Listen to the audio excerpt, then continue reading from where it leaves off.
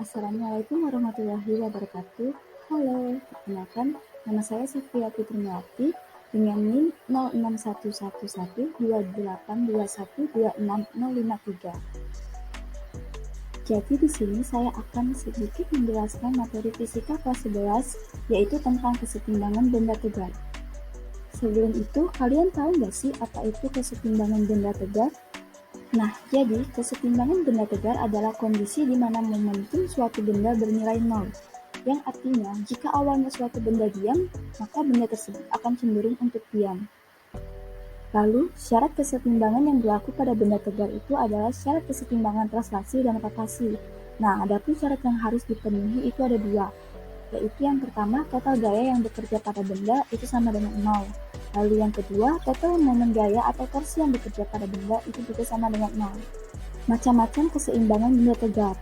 Berdasarkan kemampuan benda untuk kembali ke posisi semula, kesetimbangan benda tegar itu dibagi menjadi tiga, yaitu yang pertama, keseimbangan stabil atau mantap.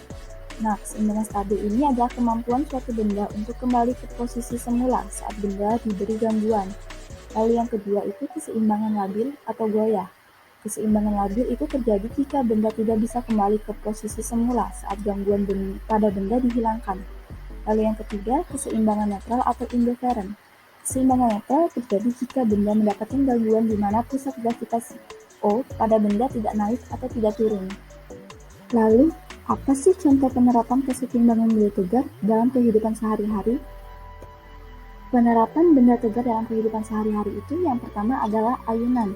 Nah, aplikasi kesetimbangan benda tegar dapat diterapkan pada ayunan yang diam atau tidak sedang berayun. Nah, bisa dilihat dari gambar bawah dapat digambarkan sketsa ayunan beserta torsi dan gaya yang bekerja di ayunan. Lalu yang kedua, penerapan konsep kesetimbangan benda tegar, kita menggunakan aplikasi kesetimbangan benda tegar pada seorang penjual buah. Nah, benda tegar didefinisikan itu sebagai benda yang tidak mengalami perubahan bila diberi gaya luar dan torsi.